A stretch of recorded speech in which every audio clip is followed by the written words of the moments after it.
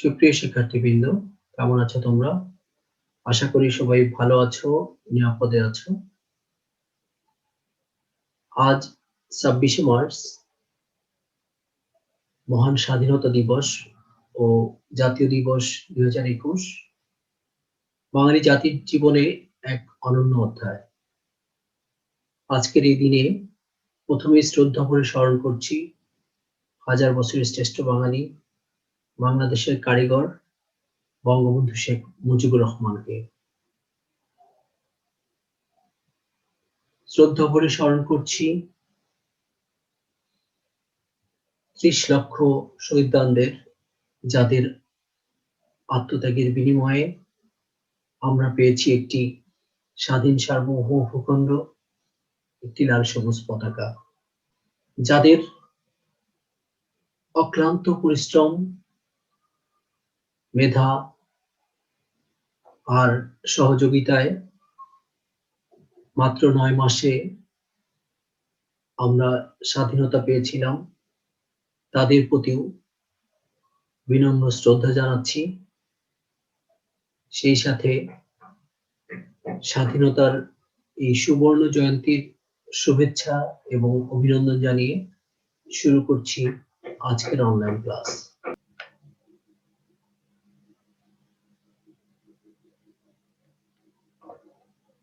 আজকে আমি বিবি honours first ইয়ারের প্রিন্সিপালস অফ ম্যানেজমেন্ট বিষয়ের সেকেন্ড চ্যাপ্টার অর্থাৎ স্কুলস অফ ম্যানেজমেন্ট নিয়ে আলোচনা করব।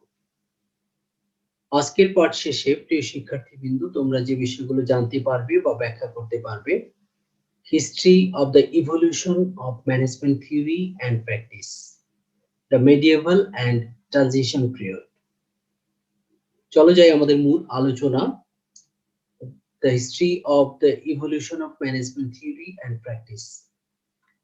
আমরা গত ক্লাসে তোমাদেরকে প্রিহিস্ট্রিক এজ and ancient civilization নিয়ে আলোচনা করেছি। আজকে আমরা medieval period and transition period নিয়ে আলোচনা করব।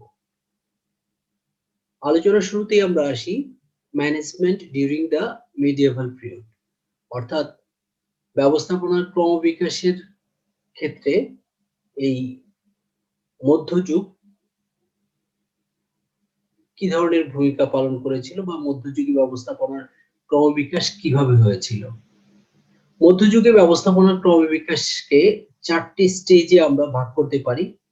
একটি হচ্ছে এরা অফ ডার্কনেস, আরেকটি হচ্ছে ইসলামিক সিভিলাইজেশন, অন্যটি হচ্ছে আল-ফারাবি, ইমাম গাজ্জালি এবং লুকা প্যাসিওলির কন্ট্রিবিউশন, এবং ফোর্থ স্টেজে sir Thomas More and Niccolo ম্যাকিয়াভেলির কন্ট্রিবিউশন।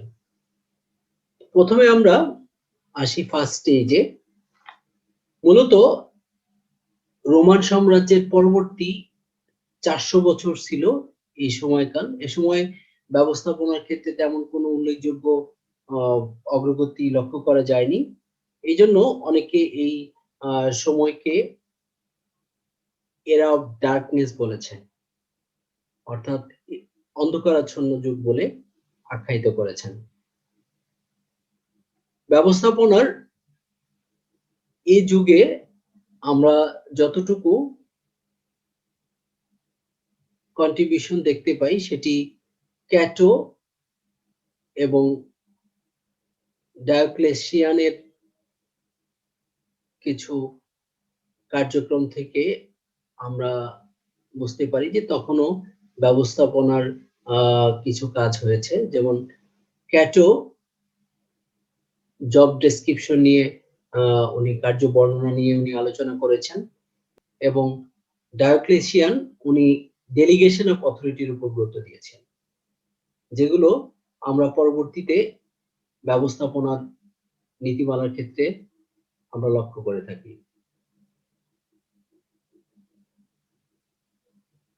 এবার আসি সেকেন্ড স্টেজ অর্থাৎ ইসলামিক সিভিলাইজেশন। এই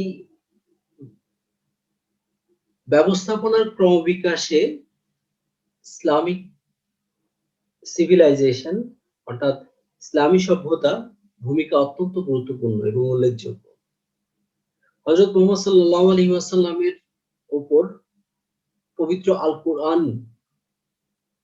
নাজিল হয়েছিল, যেটি ছিল সবার কাছে গ্রহণযোগ্য এবং স্বয়ংসম্পূর্ণ একটি জীবন বিধান। আর বর্তমানের আমরা যে ব্যবস্থাপনার মূল নীতির কথা বলি, সেগুলো এই পবিত্র আল কোরআনে বিভিন্ন আয়াতে সেগুলো সম্পর্কে বর্ণিত হয়েছে। আল্লাহ পাক বিভিন্ন দিক নির্দেশনা আগেই এই পবিত্র কোরআনের মাধ্যমে আমাদেরকে দিয়েছেন।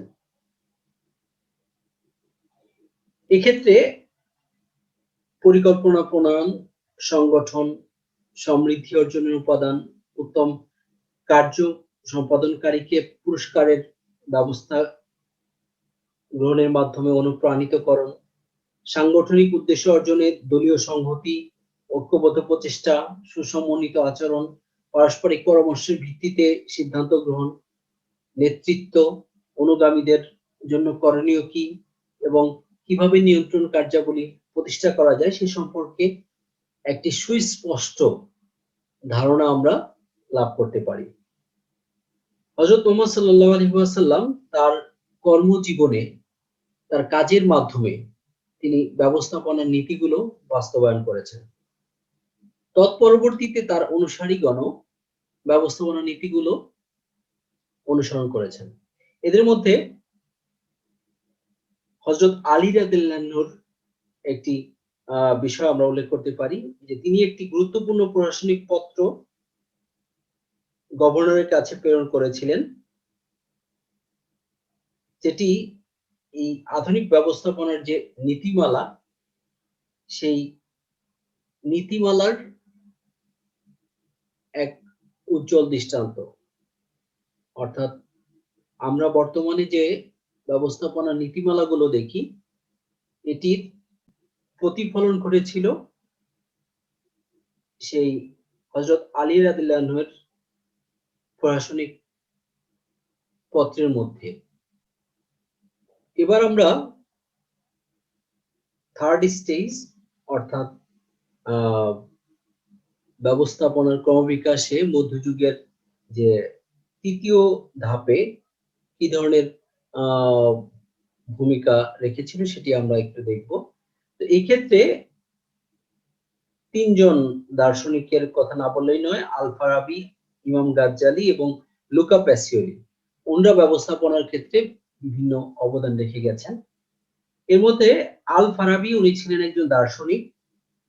900 খ্রিস্টাব্দে তার লেখা থেকে রাষ্ট্র পরিচালনার কিছু তথ্য পাওয়া যায়। তিনি এখানে রাষ্ট্র পরিচালনার ক্ষেত্রে রাষ্ট্রপ্রধানের কতগুলো গুণ থাকা প্রয়োজন সেটি উল্লেখ করেছেন। তিনি বলেছেন যে রাষ্ট্রপ্রধানকে অবশ্যই বুদ্ধিমত্তার অধিকারী হতে হবে, তার প্রখর মেধাশক্তি থাকা দরকার, একজন নেতা তাকে হতে হবে বাক্পটু, অন্যদেরকে তার দিকে কনভিন্স করতে হবে, অর্থাৎ তার সমতে নিয়ে আসতে হবে। নেতা যে তিনি সিদ্ধান্ত গ্রহণে সবসময় দৃঢ় থাকবেন, তার কথা ও কাজে কি থাকবে, সামঞ্জস্য থাকতে হবে। নেতা তিনি ন্যায় বিচারের প্রতি শ্রদ্ধাশীল হবেন এবং তিনি কখনো মিথ্যার আশ্রয় নেবেন না, এবং একজন নেতা তিনি উচ্ছল এবং প্রাণবন্ত হবেন। এগুলো ছিল আল ফারাবির লিখায় একজন নেতার কি কি গুণ থাকা দরকার সেটি। এবার আসি ইমাম গাজ্জালি রহমতুল্লাহ আলাই। উনি আল ফারাবির 200 বছর পর অর্থাৎ 1100 খ্রিস্টাব্দে বিশ্ববিখ্যাত ইসলামী চিন্তাবিদ গাজ্জালি রহমতুল্লাহ আলাই তার নসিহত আল মুলক গ্রন্থে রাজার গুণাবলীর কথা বলেছেন। তিনি বলেছেন একজন রাজার 4টি বিষয় অবশ্যই 4টি গুণ থাকা দরকার, এবং তিনি আরো বলেছেন যে একজন রাজার 4টি বিষয় অবশ্যই পরিহার করা দরকার।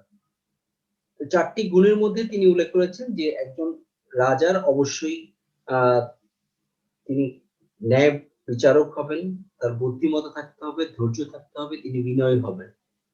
এবং উনি বলেছেন যে চারটি বিষয় রাজাকে পরিহার করতে হবে। একটি হচ্ছে হিংসা, আরেকটা হচ্ছে উগ্রতা, সংকীর্ণতা এবং শত্রুতা। তাহলেই কি হবে, একজন রাজা তিনি সুন্দরভাবে তার রাষ্ট্রের কার্যক্রমগুলো পরিচালনা করতে পারবেন।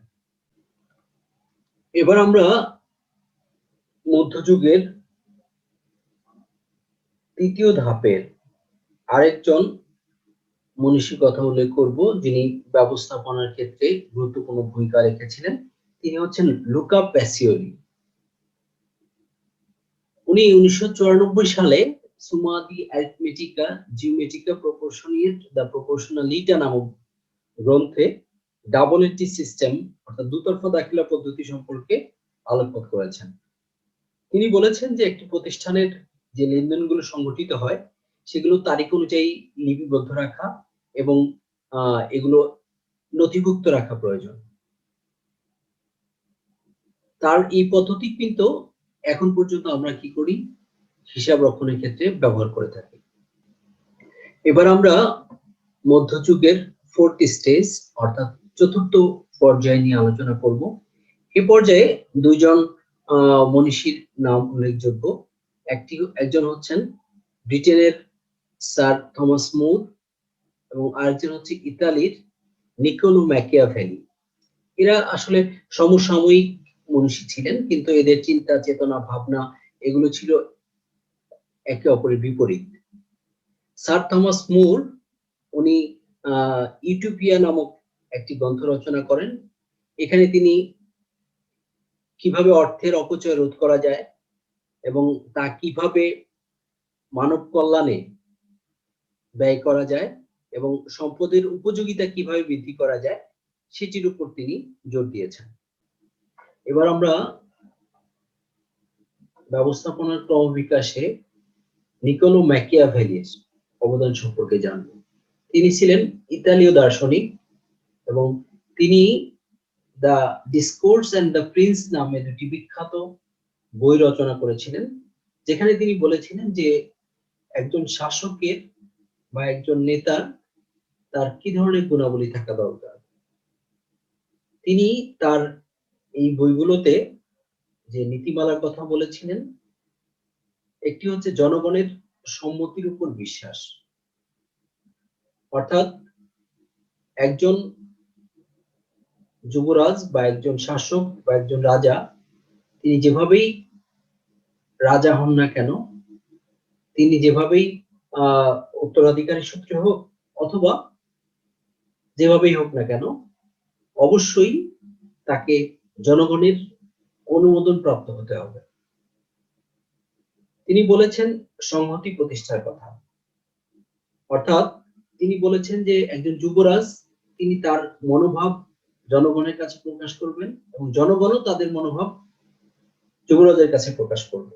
তাহলে কি হবে, তাহলে বিশ্বস্ততার সাথে তারা কি করতে পারবে, কাজ করতে পারবে এবং যুবরাজ তার দায়িত্বভার জনগণের কাছে অর্পণ করতে পারবে। তার এই কার্য ব্যবস্থাপনা থেকে কর্তৃত্ব এবং দায়িত্ব অর্পণের ধারণাগুলো আমাদের কাছে সুস্পষ্ট হয়ে ওঠে। এছাড়াও তিনি যোগ্য নেতৃত্বের কথা বলেছেন। নিকোলো ম্যাকিয়াভেলি তিনি দুই ধরনের নেতার কথা আসলে বলেছেন। এক ধরনের নেতা হচ্ছে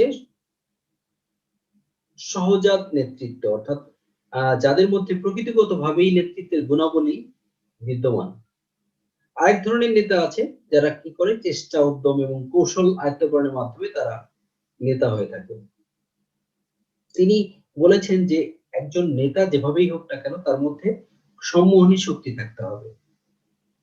সম্মোহনী শক্তি ছাড়া, ব্যক্তিত্ব ছাড়া একজন নেতা ভালো নেতা হতে পারেন না। সর্বশেষ তিনি যেটি বলেছেন সেটি হচ্ছে যে টিকে থাকার ইচ্ছা, অর্থাৎ একটি প্রতিষ্ঠান মূল লক্ষ্যই থাকে টিকে থাকা। তো একজন যুবরাজ বা একজন শাসক সে যেভাবেই হোক না কেন, সে চতুরতার মাধ্যমে হোক বা স্বার্থপরতার মাধ্যমে হোক না কেন, তাকে কি করতে হবে? টিকে থাকার চেষ্টা করতে হবে। অর্থাৎ ক্ষমতায় টিকে না থাকলে সে কি করতে পারবে না? সে জনগণের সেবা করতে পারবে না। কাজেই তিনি জোর দিয়েছেন যে যেভাবেই হোক না কেন ক্ষমতায় টিকে থাকতে হবে। এবার আমরা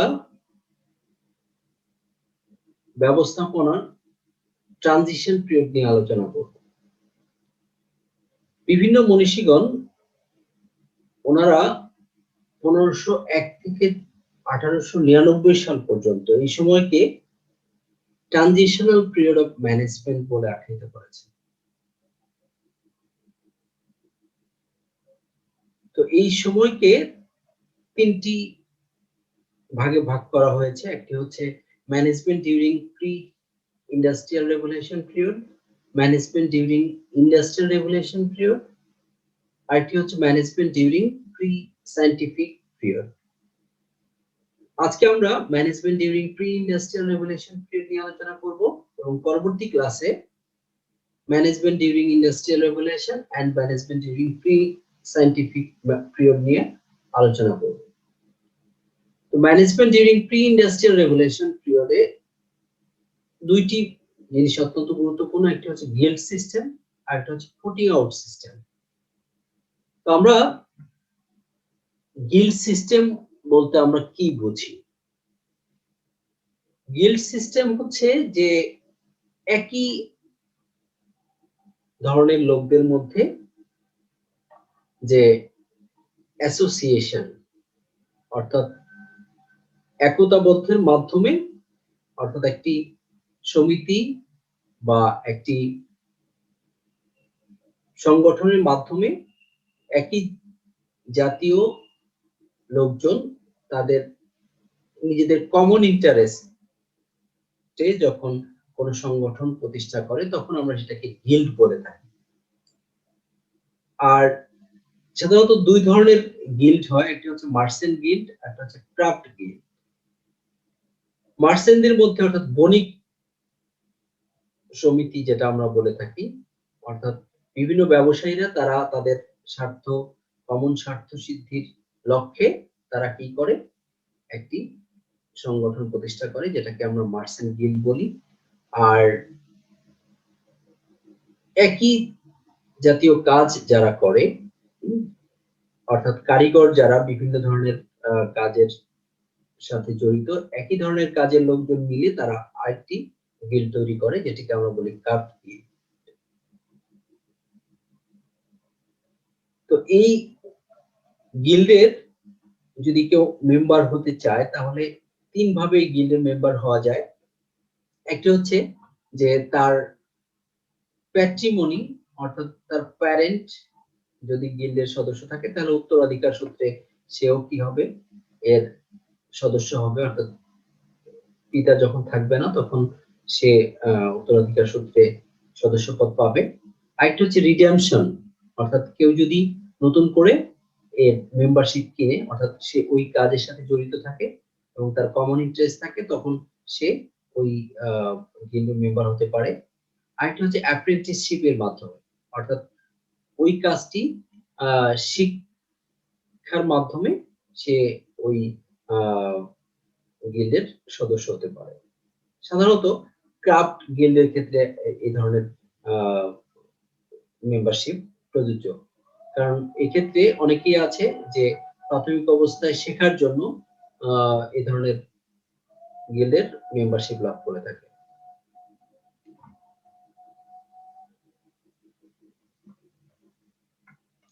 এবার আমরা domestic or putting out system নিয়ে আলোচনা করব। তো আমরা জানি যে এই domestic or putting out system হচ্ছে এমন এক ধরনের উৎপাদন ব্যবস্থা, যে উৎপাদন ব্যবস্থায় বিভিন্ন ম্যানুফ্যাকচারিং অর্গানাইজেশনের যারা এমপ্লয়ার তারা কি করত? এই ম্যানুফ্যাকচারিং অর্গানাইজেশনের সাথে কাজের সাথে যে জড়িত যে হোম ওয়ার্কাররা, যারা কিছু সময় বাড়িতে কাজ করতো আবার কিছু সময় ইন্ডাস্ট্রিতে কাজ করতো, তাদেরকে বিভিন্ন ধরনের ম্যাটেরিয়াল সরবরাহ করতো। এই ম্যাটেরিয়াল গুলো তারা তাদের বাড়িতে তারা এটা বপন করে তারপর যে শস্য উৎপাদন করতো সেটি আবার তারা সরবরাহ করতো ইন্ডাস্ট্রিগুলোতে, এবং এই এমপ্লয়াররা তারা কি করতো, এই ওয়ার্কারদেরকে অতিরিক্ত কিছু টাকা এর বিনিময়ে প্রদান করতো। তো এটি ছিল আসলে পুটিং আউট সিস্টেম। তো এই পুটিং আউট সিস্টেমের সময় ব্যবস্থাপনায় যে দুইজন